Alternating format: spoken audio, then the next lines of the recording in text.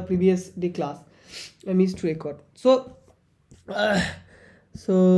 first of all, thank you for allow me to skip previous day class and take me today's class. And second of all, that we have planned to see the chaos from the numerical perspective. We want to jump to the new chapter, that is fractals, since we have seen that from the orbit diagram of the chaos of the logistic map, that there is a self-similar property, and from that self-similar thing we have seen that what universal features are there in just previous class. If I go back there and just try to remember what does we have, how far we have gone. So we have calculated that there is some universal constant, and we have calculated or determined those those universal constant from the perspective of renormalization, what is called the renormalization of the map near the period doubling bifurcation. So that far we have gone, and now what I am thinking that instead of going to the fractals, I want to spend some 3-4 lectures on the chaos itself, because what I feel that if I go to the fractals, then it will be not easy for me to come back to chaos, and I want to show you some rigorous mathematical proof of the chaos. Why? Previously from the orbit diagram we have seen that if you recall it correctly, that after several period doubling we got something like that very dense periodic orbit, dense aperiodic orbit. Some periodic window will be there, so this is like that. It is, some are very dense, and these are called the aperiodic orbit. We have seen that there are some aperiodic orbit, and we have seen some periodic orbit but there is no guarantee that they are chaos. Although we have seen that through the Lyapunov exponent, that how that dense region is denoted by that the two closely initial condition, with time they will exponentially become far apart from each other. Apart from the numerical help, we can't say anything theoretically or mathematically what does happening there. So that's why I am wanting to prove that in the chaos, and from today I want to show you the graphical composition method. So through this graphical composition I want to show you that the logistic equation, the logistic map, actually after some iteration it contains these properties. So first of all, that sensitive dependence,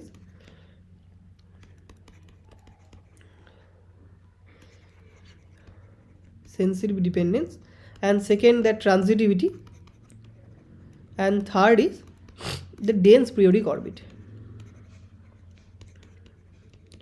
So I will show mathematically that the logistic equation contain these three. So for that let me begin with that graphical composition. From the graphical composition, so let's start then this class. Okay, so first we have previously seen that the behavior of the system, behavior of that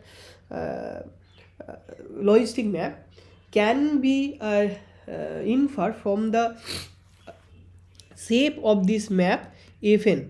So we know that if we know that the form of Fn or form of f or f square, from that we can get graphically the information about what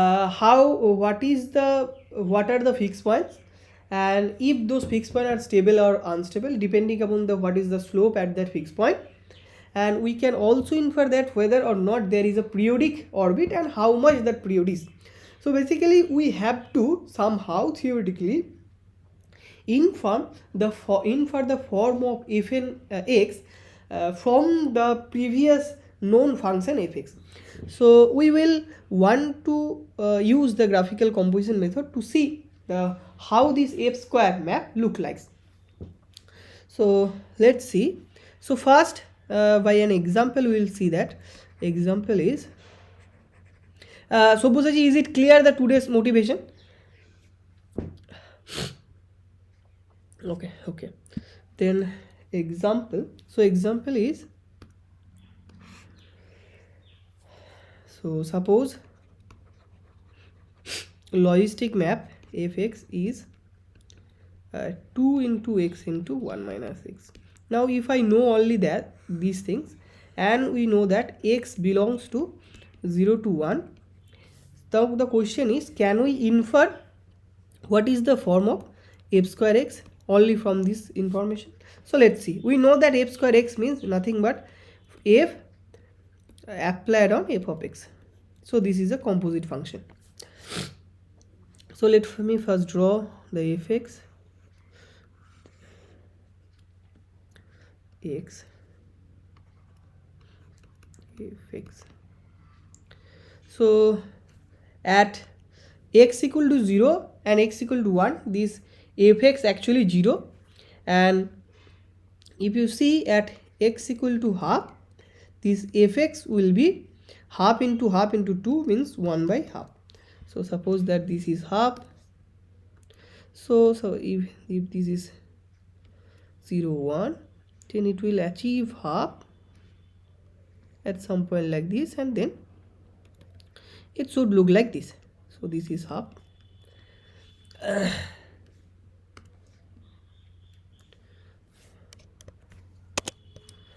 Okay, so this means, and let me draw one thing. So here, so let me copy it, paste it.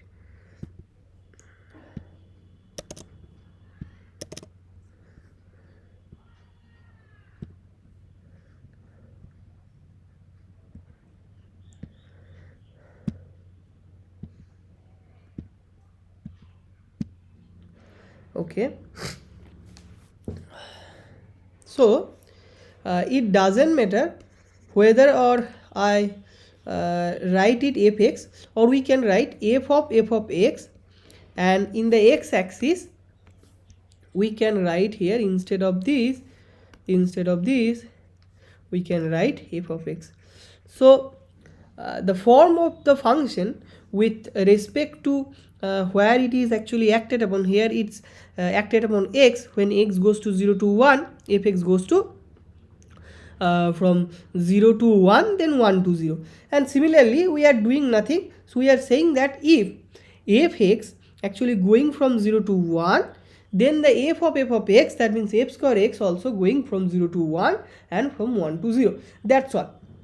Now let's see two things from the above graph. So first thing is, when ax goes to 0 to half, then fx actually goes from, when x goes to 0 to 1, then fx, you see fx goes to 0 to 1, 0 to actually half, sorry, 0 to half, this is half, so it goes to 0 to half.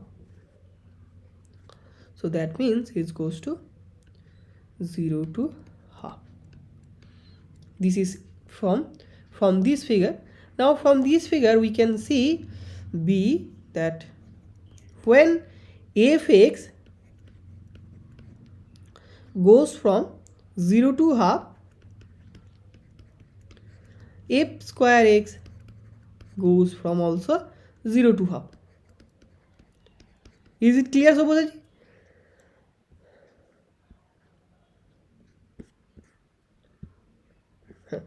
Okay.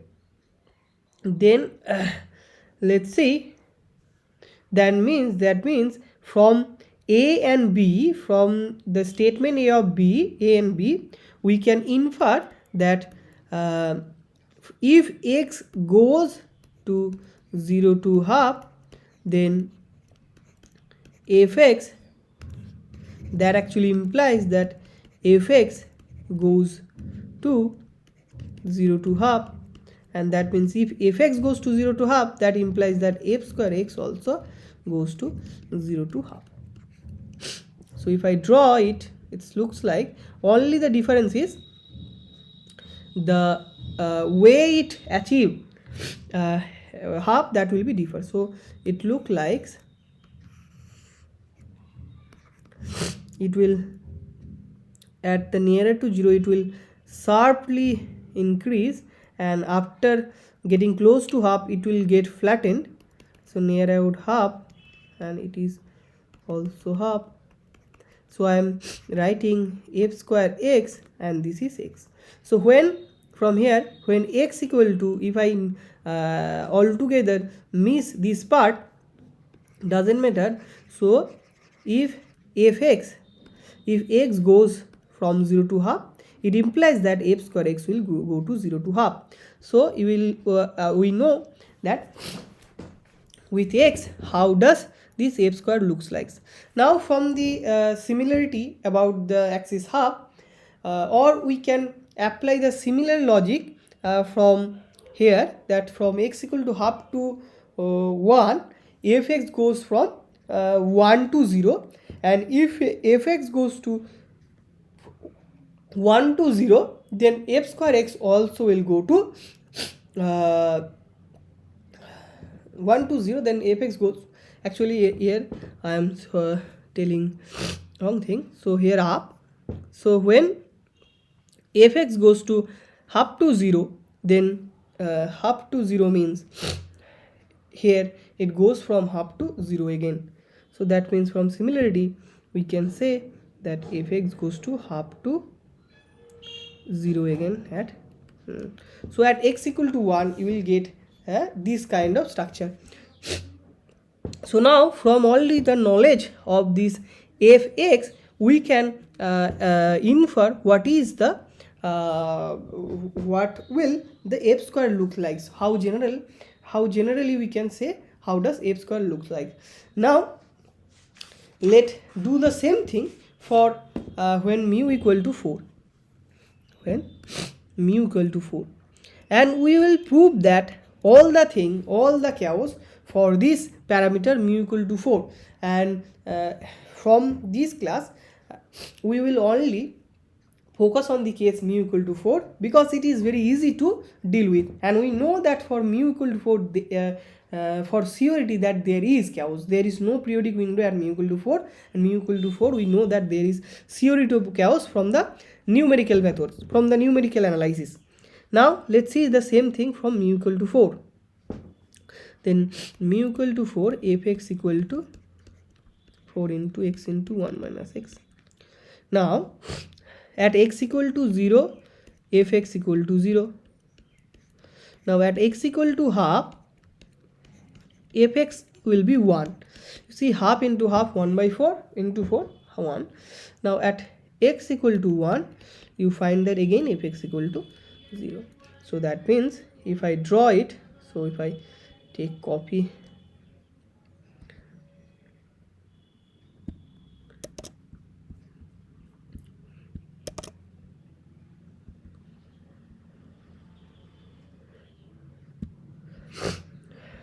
okay, here, so it will be everything same, only thing is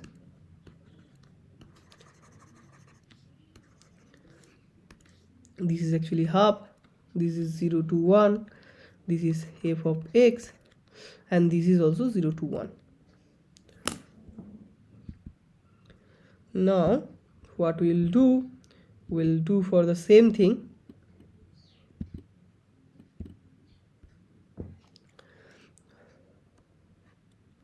we'll do same thing. It's not copying again. Okay,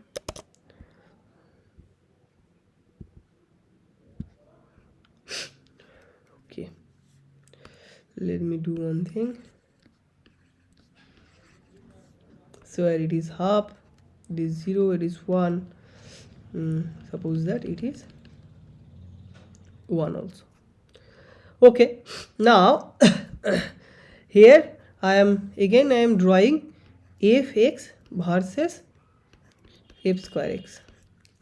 Now for it is mu equal to 4. Okay, for mu equal to 4. Now from the similar logic, let's go from one by one. You see from the figure A, we see when x goes from 0 to half, fx goes to 0 to 1, right? Fx goes to 0 to 1. And from here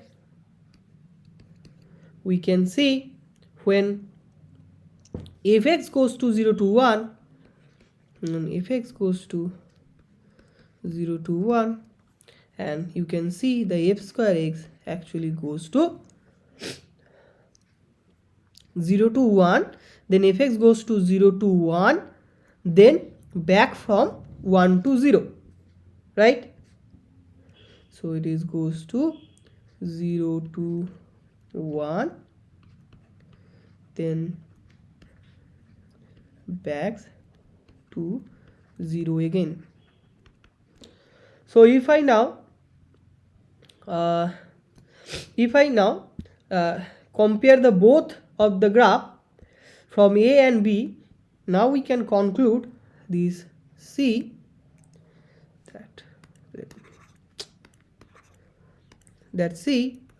that when x goes from 0 to half, then fx goes to 0 to 1, and that implies f square x goes to 0 to 1 and then back to 0 again. So that means if I now want to draw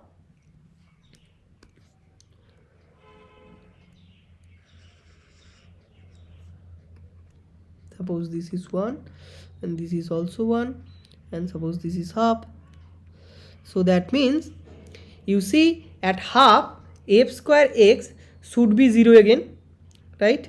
At 0 f square x is 0, okay, and some middle f square x achieves or assumes the value 1, then came back to 0 again at x equal to half. So that means it's look like, actually we will see computer how it look like, but let me draw. It will achieve like here and it will be like that. This is f square x and this is fx, this is 1, and from the similarity that it is actually this f square x or fx actually symmetric about x equal to half, you can so see from directly from the form of fx x equal to mu x 1 minus x. It doesn't matter what is the value of mu, here this form is actually symmetric about x equal to half. So from that you can draw how it looks like in the another half, that will be like this. Or you can do in this way, that when x goes from half to 1, then fx goes from 1 to 0, this 1 to 0, and when fx goes to 1 to 0, then f square goes from 0 then 1 then again came back to 0. So that means let's see here, so 0 then achieve 1 then goes back to 0. So that's how we'll get f square x. But one wonderful property or one wonderful thing, because it is wonderful, it appears to me wonderful because for the perspective of the proving the theoretically the appearance of the chaos, because previously you see that fx was one hump mapping, and here you will see that it becomes two hump.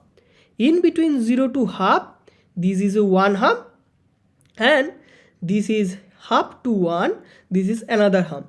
So previously it is one hump, Now under the iteration again one times, that if I goes from fx to fx square, it becomes two hump mapping. So from this is one hump and this is another hump, other hump. Now that's it. Now let's see using computer how it looks like if my code works well. Let's see.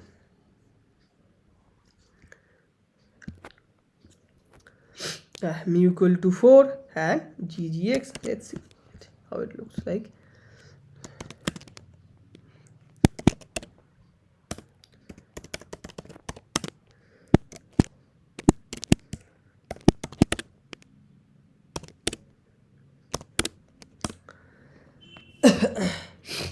You see, yes, there are two hump is there, 0 to fx f square x, this will be f square x, this is fx.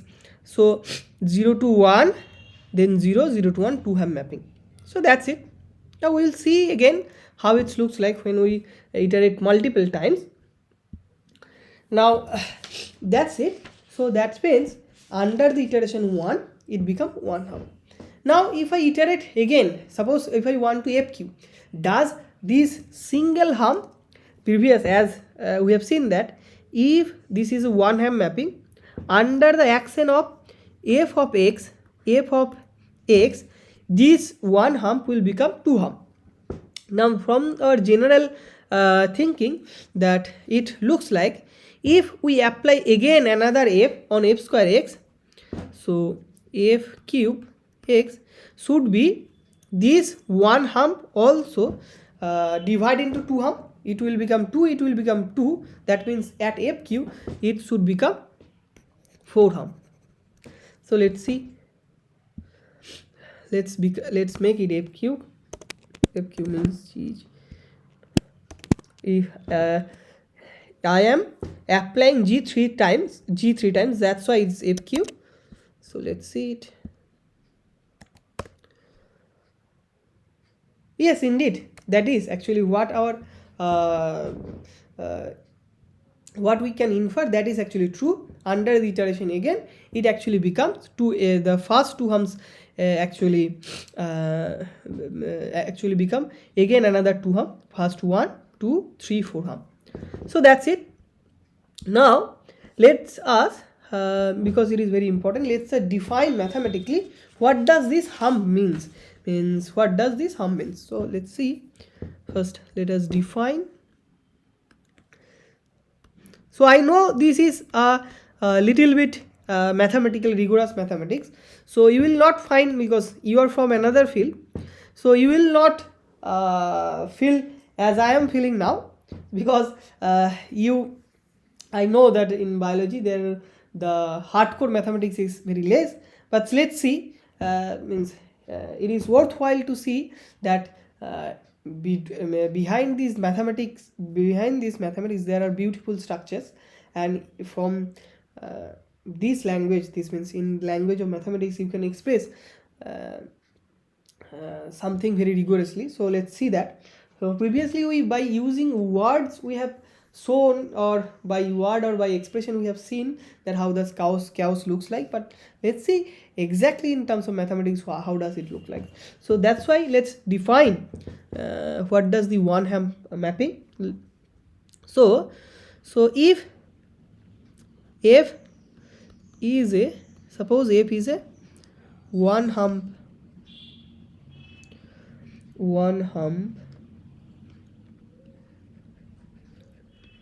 mapping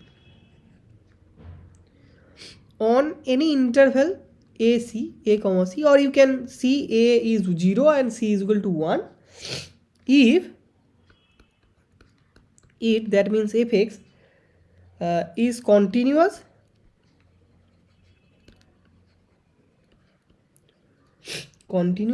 and it strictly increases from f a equal to 0 to some point f b equal to 1, for f square x, you can, for here you can see this b is actually half, so continuously increase from 0 to half, and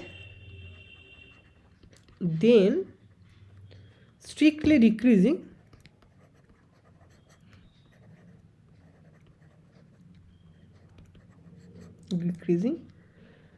from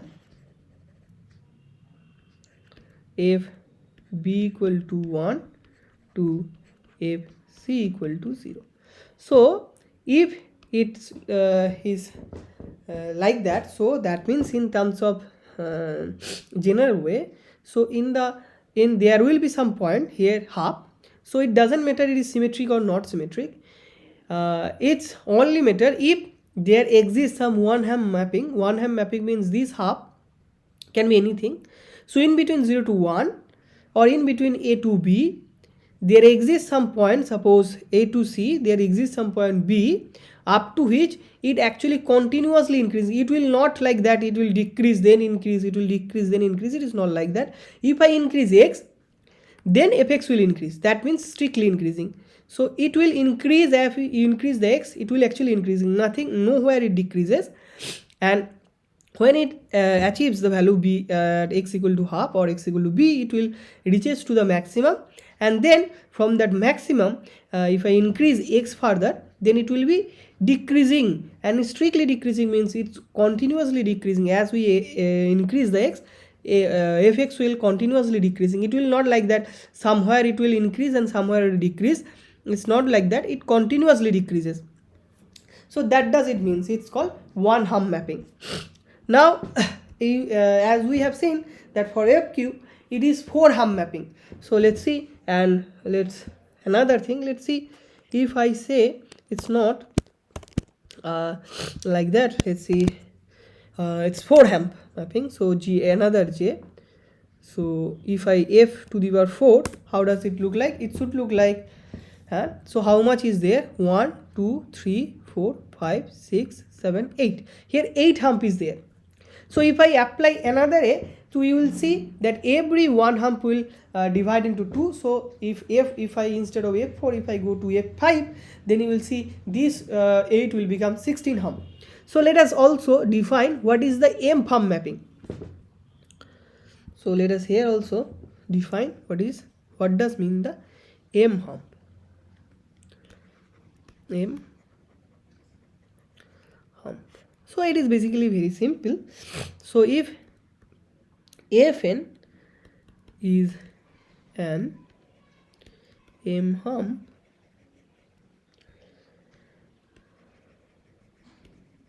mapping on 0 to 1, if there exists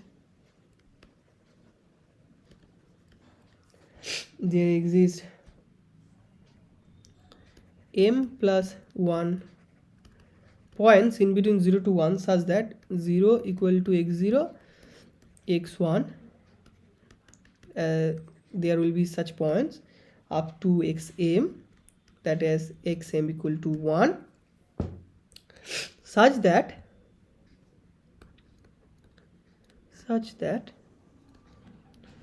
fn is a one hump mapping, such that fn is one hump mapping on each interval. So each interval, so if I take any xi here in this interval from xi to xi minus 1 to xi minus 1 to xi.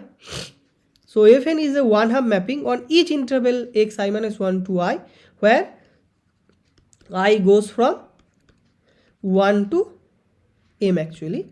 So that means in each interval there will be m such interval, and in each interval the fn is one hump mapping. That means in each interval fn is one hump, means that f of f to the power n x I minus 1 equal to f of xi will be 0, and there will be some other point, suppose x prime I.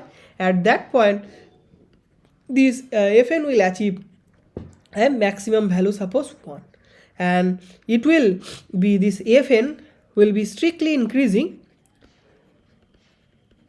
in the interval from xi minus 1 to xi prime, and that means from 0 to 1 it will achieve 0 to 1, then from x prime I to xi it will strictly decreasing and it will become 1 to 0. So that's how it is called m hump mapping, right? So let's now observe another thing from here. Let's observe another thing. So let's now go back to our observation. So let's first plot, so not plotting this much, so plot only fx.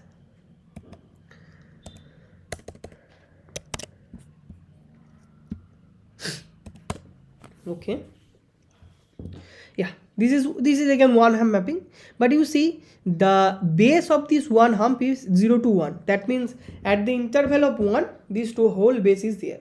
Now let's see what does look like, how does it look like that f square x, that means g of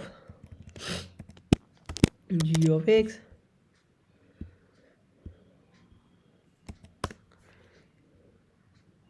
yeah, it's now it looks like two hump mapping, but you notice one thing. First thing is that if I goes from f square to f square x, every one hump actually divided into 2 becomes two hump mapping. Another thing is there, that is the base at which the x contains, it's now become half, because previously one half was content in between 0 to 1. Now one hump is content in between 0 to 0.5. That means that the base of the every hump decreased, the length of the base is decreased. And here what does mean base, let's define actually. So base means this is called the base, xi minus 1 is called the base of the ith hump, base of the ith hump. So one thing, that base is decreasing. So does it continue this kind of thing if I again do gx again, and you will see, yes indeed, the base at which base of the one hump will decrease further, and that every one hump will divided into 2. So you see that every one hump divided 2. Now that you see the base will decrease, base actually decrease from 0.5 to here less than 0.2, and here also actually less than 0.3, here actually less than 0.3, and here is less than 0.2. So actually base decreasing. So let do another, then we'll go we'll see a general statement. So let's f4, and for f4 we actually expected 8 such hump, previously 4, then it should 8 such hump.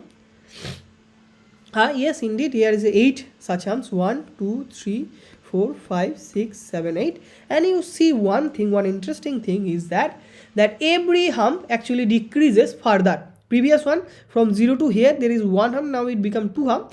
Now the length of this, the base of the hump actually decreases here, everywhere decreases. So from here we can, from our observation, we can write two things. So let's write two things. One is that at each iteration the number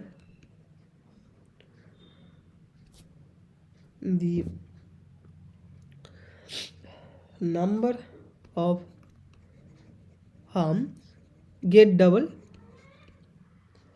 We have seen that its number of humps get double.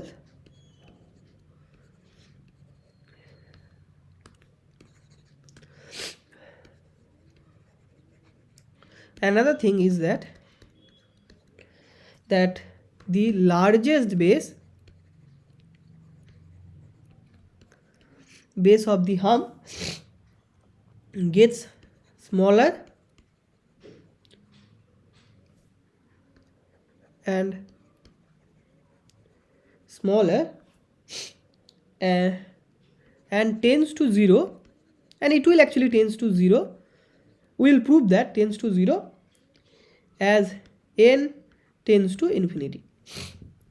Now this is the fact that we have observed. Now let's define based on this observation another thing. This we have observed. Is it clear so far, Sobhusachi? Okay. Now, today I am recording the session. So now, based on these two observation, let's define one thing. So you see, when I am defining, first of the observation is for logistic map, and when I am defining, you will see this is not for the definition, is not for the logistic map. It will goes for any kind of map, and we will show in the you will see in the last of this class that there are other class of maps which is which you can think same as the logistic maps.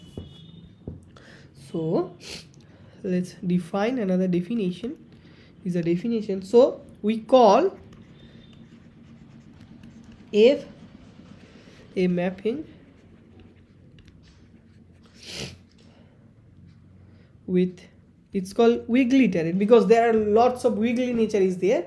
That's why it's called wiggly map, wiggly turrets. If we call if the mapping if a mapping with wiggly turrets,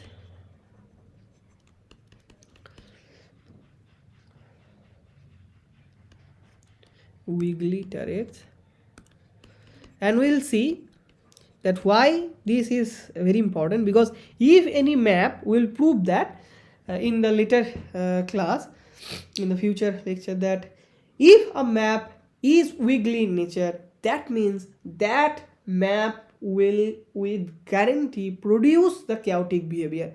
That's why it is so important. So it doesn't matter if it's logistic or 10 map or shift map, or there are a lot of maps which shares the same property I am showing here, that it is a one hump map between 0 to 1, and then we'll show that if this is wiggly turret, that means it is chaotic. So we call if a mapping with wiggly turrets, if fn is a 2 to the power n minus 1 hump mapping.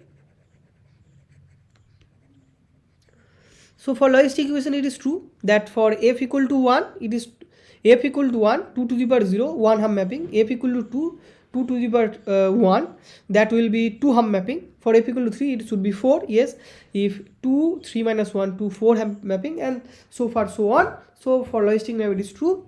And second is the length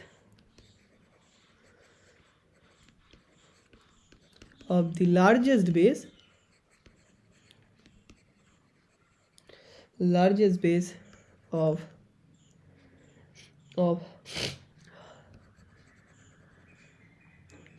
the humps, largest base of the hump of fn tends to 0 as n tends to infinity.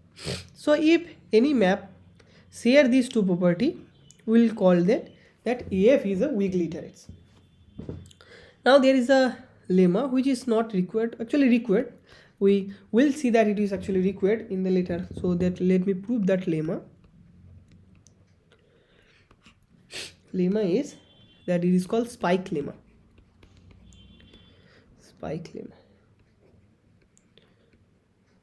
Now, so Bhusaji, just tell me what is your idea. What means when we say that a object is spiky and it has a spike, and then we will define mathematically. Let's see how we think, actually how physically we see what does spike means. What does a spike means?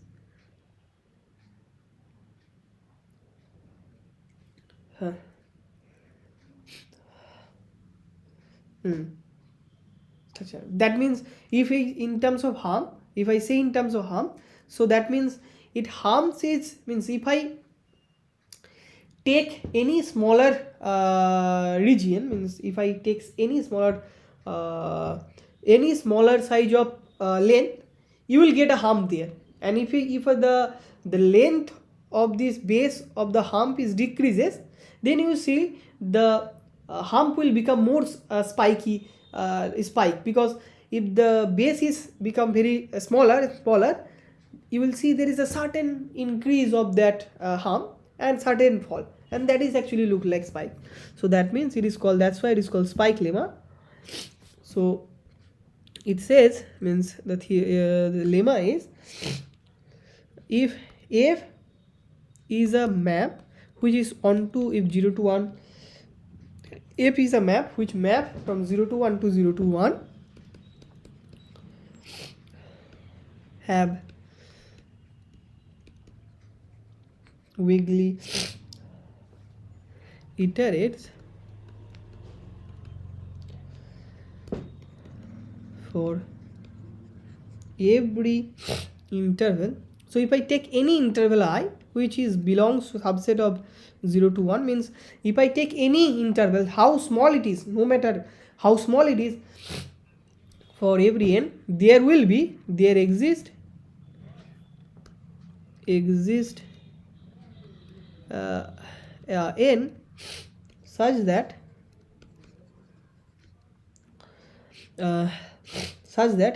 there is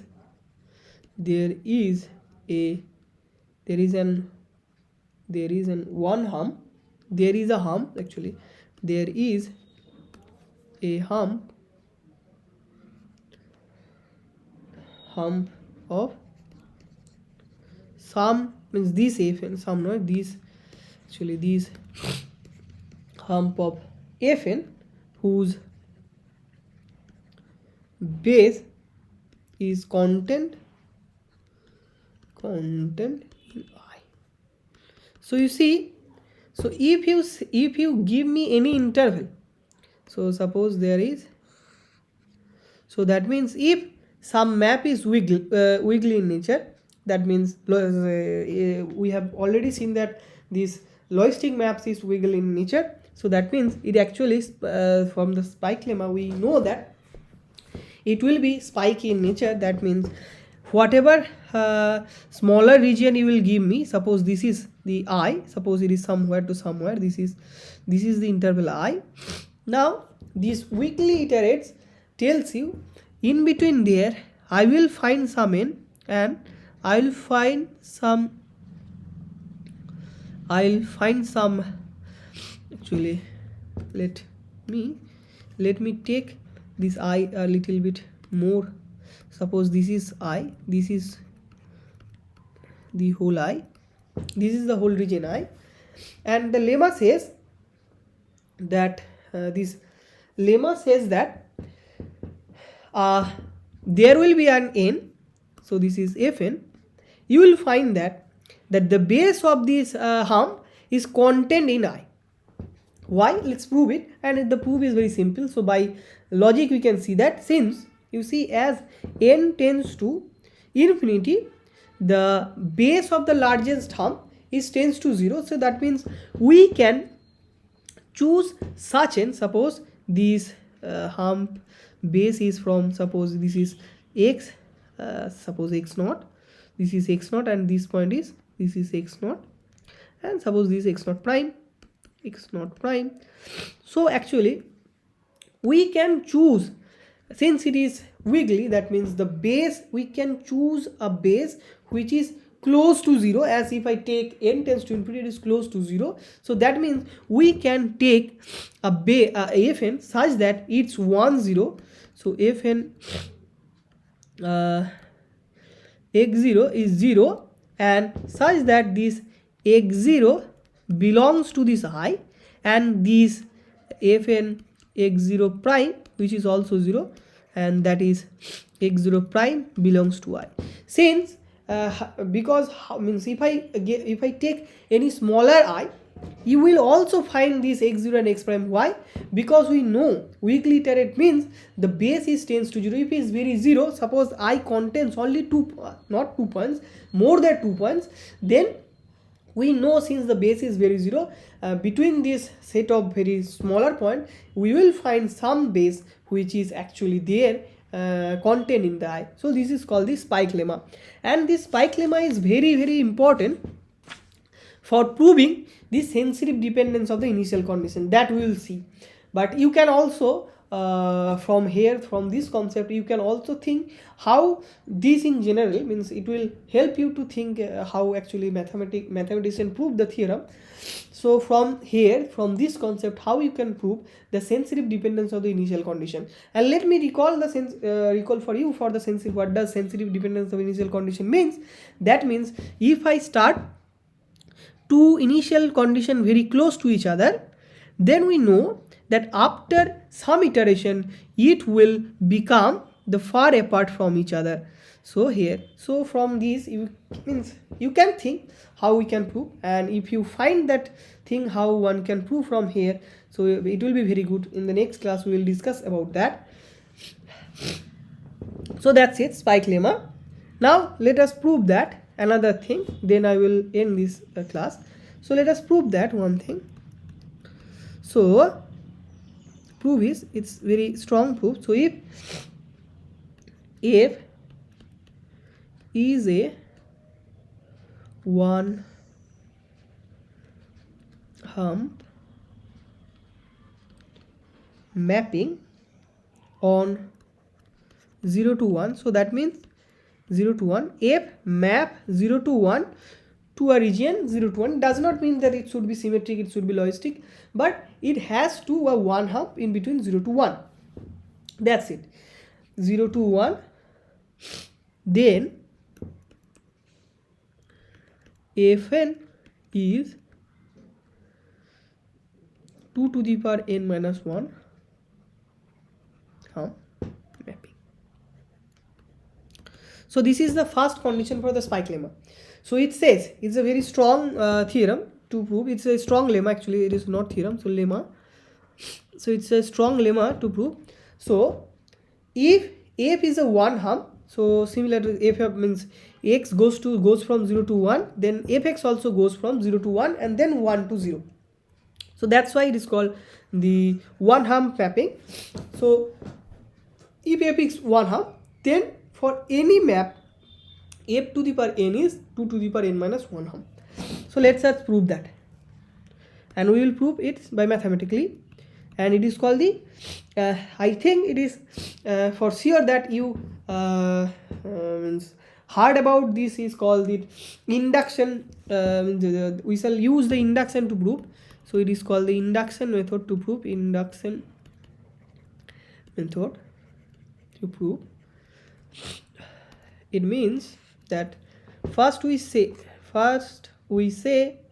that the lemma is true for n equal to 1, and then we will say that if suppose that means we'll then suppose that if lemma is true for I, then it should also be true for I plus 1. If we can prove that by supposing that lemma is true for I, then if we can prove that the lemma is also true for I plus 1, then we are done. Then we, from the induction, we can say that for every I the theorem is actually, the lemma is true. So that's why we will use this proof. So we know from the definition, from the actually lemma, that from the definition of the function f, that is f is one hump. So f is one hump mapping. F is one hump mapping. We consider that thing. So f is 1 when n is 1. When n is 1, it is actually 2 to the power 1 minus 1. It will be f is 1. Actually, okay, a is a 2 to the power 0. That means 1. So when n is 1, that will be one hump mapping. So that is actually generally true. Now since it is generally true, let's see that for I these fn fi actually, suppose that, so let me clearly write it. Suppose that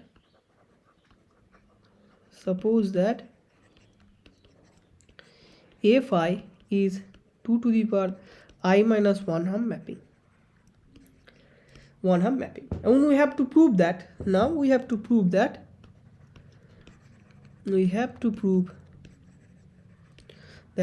f of I plus 1 is 2 to the power I hump.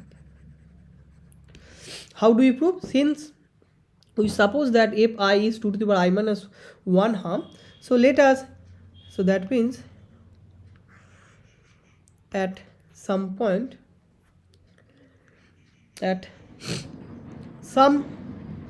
between suppose xk to xk plus 1, suppose there is something like structure, something like that. So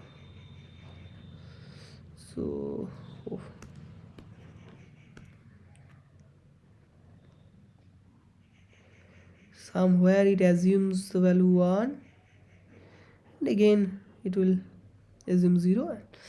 This is f of I. Since we know that f of I is a 2 to the power I minus 1 hump, so we assume that, and suppose that there is an hump between xk and xk I plus 1. And another thing we know, so let us copy from here. So we'll use that where it is. Okay. Or maybe you can take it from here also. Here also we can take it, copy.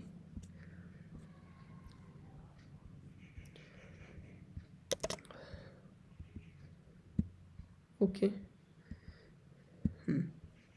So we know that.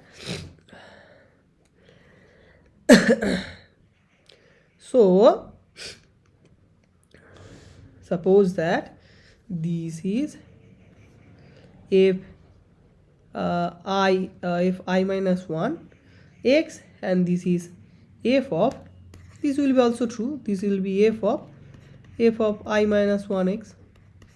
So this actually f of ix, that can be written as f of I minus x. And from the logistic map we know that if I minus x goes from 0 to 1, then this f of I minus 1 will go to 0 to 1, then 1 to 0. That is because it is f is actually one hump mapping. If I take fi as a y, so y goes from 0 to 1, it's strictly increasing to 1. Then after this point to this point, it will strictly decreasing from 1 to 0. That we know actually from the definition of one hump mapping. So by using these two previously, so from here what we got, so from here we see, as suppose it assume the maximum value at some point, suppose x prime, as x goes from xk to x prime, then fi,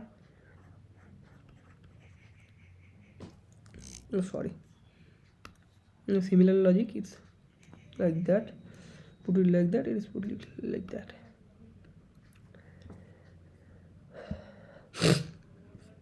Okay, if fi x as goes to 0 to 1 and b here, when fi x goes to 0 to 1, f of I plus 1 x goes from, f of I of x means f of ix goes from where 0 to 1, then 1 to 0, goes from 0 to 1 and then 1 to 0.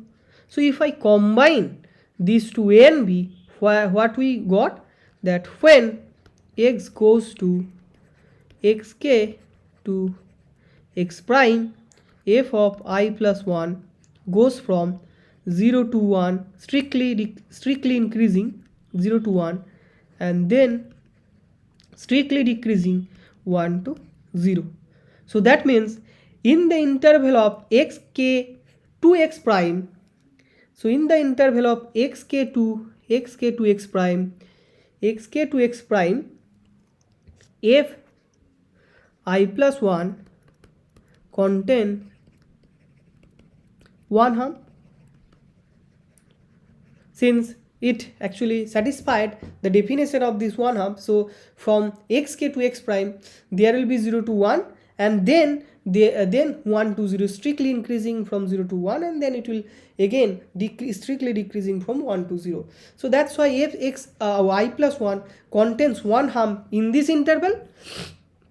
And again, from the similar logic, we can also prove that from x prime to xk plus 1, from one hump, and from x prime to xk plus 1, there will be another hump.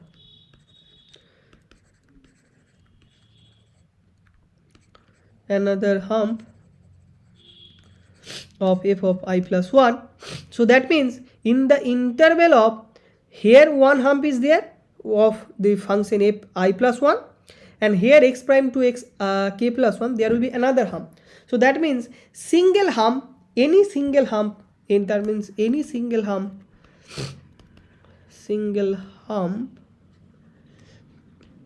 gets double for f I plus 1. So if suppose, if means we have supposed that if I have 2 to the power I minus 1 hump, and now every single hump gets double, then for the I plus 1 the number of hump will be 2 into, so every hump 2 to the power I minus 1 number of hump will double, that means 2 into 2 to the power I minus 1, so that will be 2 to the power I hump. So that means if we suppose that if I is a 2 to the power I minus hump, then we can actually prove, or we can came to the conclusion that I plus 1 is a 2 to the power I hump. So that means the lemma is actually true. That means we have proved that, we have proved that if any function f is a one hump mapping on the interval of 0 to 1, then f and x is a 2 to the power n minus 1 hump mapping. So is it clear, Sobusaji?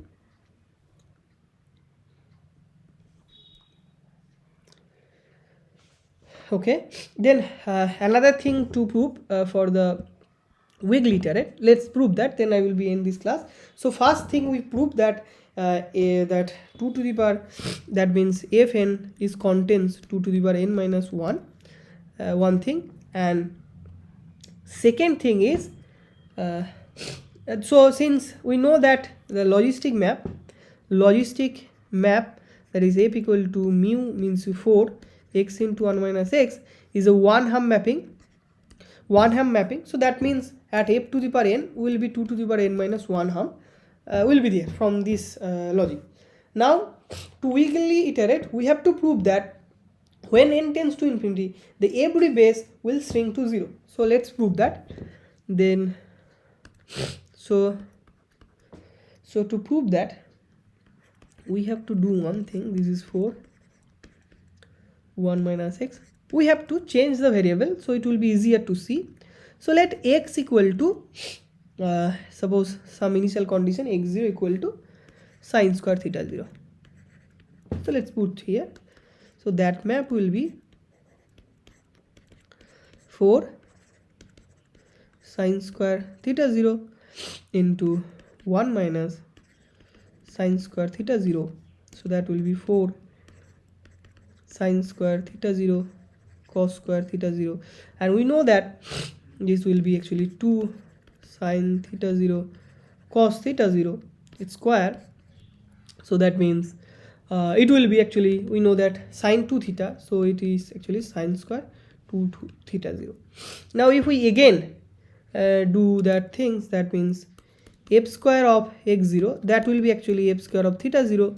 You will find that will be a sine square 2 theta 0 into sine square 2 theta 0. Let me do it once, then it will be clearer. So this is f of theta 0. So that means 4 into f of theta 0 into 1 minus f of theta 0. That will be f of theta 0 means sine square 2 theta 0, and 1 minus sine square 2 theta 0 means cos square 2 theta 0. So this will be actually sine square 4 theta 0. Now you will find in general the map is actually fn theta 0 will be or equal to sine square 2 to the power n theta 0. So for you see here it is sine for f1 is sine square 2 theta 0, f square is sine square 4 theta 0. So you will find in general this. Now the second part of the proof is, so what we have to find, we have to find the length of the base. So if I go here, so what does the base means? Okay, here we go the where does we define the base? So somewhere here. So this is the base. So base means where this fn function has zeros. So fi minus 1 is 0. So we have to find that where this function will assume 0. Fn will assume 0. So here fn is fn x0 is actually fn theta 0, that is actually sine square 2 to the power n theta 0. That has to be 0. Means if since we know that for the logistic map from the previous lemma, we know that logistic map is a one hump mapping. So first let me write it. So f is a one hump mapping, one hump mapping. So this means f to the power n will have 2 to the power n minus 1 hump. If it is a 2 to the power n minus 1 hump, that means we know that from this definition of the hump, m hump, we go back here. So that's why the mathematics is very beautiful, because we have defined all the things. Now we can go back and see the definition and we will find that all the things we needed. So if there is a m hump, means there will be m plus 1 point, x0 x1 dot dot dot, such that at each point xi minus 1 and each point this f and x will be 0. So that means there will be, so here there will be 2 to the power, since 2 to the power n minus 1 hump is there, that means plus 1. So that will be 2 to the power n minus 1 plus 1 number of zeros. So that means let's solve it. It is very easy to solve. So sine square 2 to the power n theta 0 is 0. It will be 0 when actually sine 2 to the power n theta 0 will become 0. Now we know that that sine, okay, let's do it here. We know that sine k pi is 0, k is integer. So that means here from here we can see that 2 to the power n theta 0 is k pi, and from here theta 0 is k pi by 2 to the power n. Now we know that how much theta 0 should be there. What will be the values of theta 0? How many theta 0 will be there? That will be 2 to the power n minus 1. So that means k should be 0, 1, 2 dot dot dot 2 to the power n minus 1. So from here to here 2 to the power n minus 1 number and plus 1. So that means there are these are the zeros of 2 to the power n minus 1 zeros of the fn theta 0. Now let's see it in terms of x0. So what do you know that x0 means sine square theta 0. So that means sine square k pi by 2 to the power n. So for k equal to 0, 1, 2 to the power n minus 1. So what will be any base? Suppose that, so that means there is a base between k equal to I to I plus 1. So let's see what is the length of the base. What is the length of the base, ith base? So that will be I. So that is actually, this is x I plus 1 minus xi. So that will be xi plus 1 will be sine square I plus 1 pi by 2 to the power n minus sine square I pi by 2 to the power n. So this will be sine I plus 1 pi 2 to the power n plus sine square I pi by 2 to the power n into sine, since a square minus b square I am taking that formula, I pi by 2 to the power n. Now I will do that formula, what is called that sine a plus b, so that will be 2 sine a plus b by 2, so that is actually sine a plus b by 2 means I 2I plus 1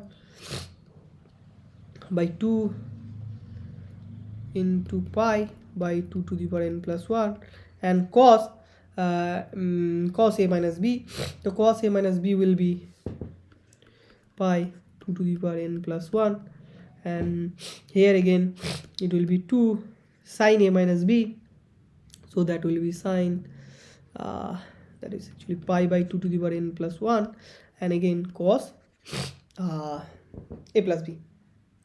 Cos a plus b means 2I plus 1 pi by 2 to the power n plus 1. So this is like actually algebra. If you do it by yourself, you will get the feelings more better.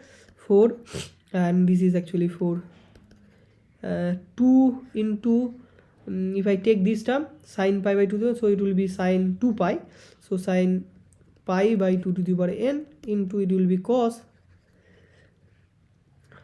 2I plus 1 by 2 sorry, this will be again sine, this will be, there will be no 2 will be there, this will be sine 2I plus 1 by 2, so this 2 is there. Now let's see what will be so it is the base of these things. Now this part is constant, so this part is constant, so depending upon the largest value, depending upon the value of these, depending on the value of this, so if this sine value is maximum, this sine value is maximum, the base will be the maximum. So if this sine 2I plus 1 by 2 pi is maximum, then the length will be maximum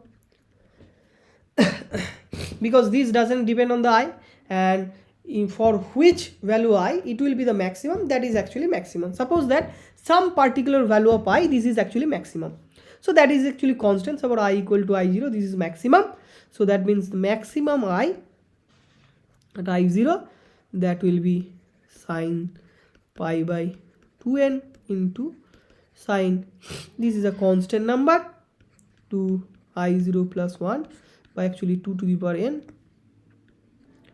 2 to the power n into pi. Okay, that's it. Now last definition, what is limit n tends to infinity?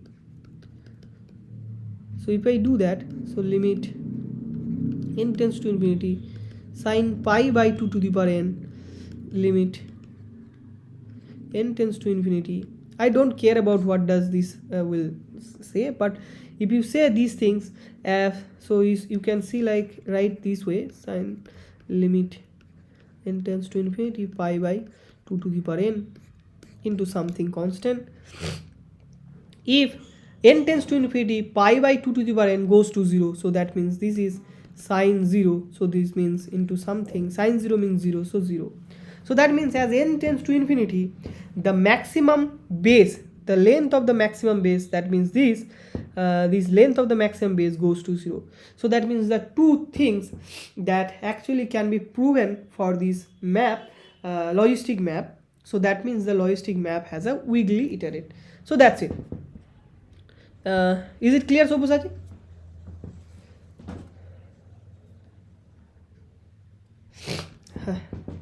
By all yeah,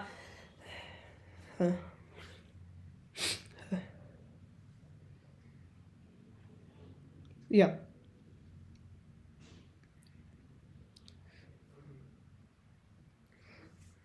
हाँ. अच्छा, okay okay. हाँ.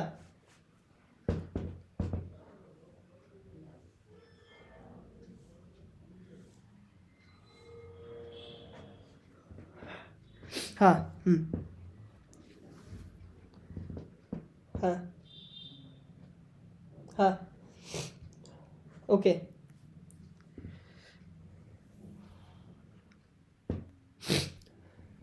Okay. Yeah, it's fine. But that means I am showing you because you means I don't know in your career you will find means you have to do these things by your own hand. I don't know, but I want to show you that you can prove that, and that is the way one mathematician prove the things. So it is very worthwhile to know that how actually mathematically they proving those things. And actually, I love mathematics very much. That's it. That's another thing.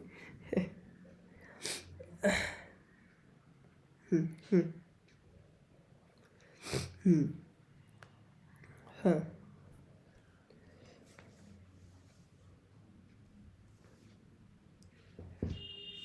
Hmm. Huh. So that's it for the today's class. Then let's meet at the Monday. So at the Monday you will I will be there.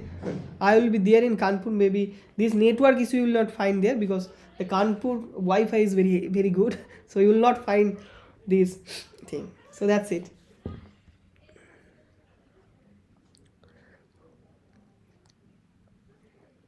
Hmm.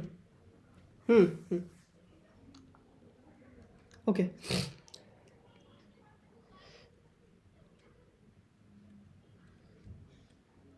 Okay. Okay.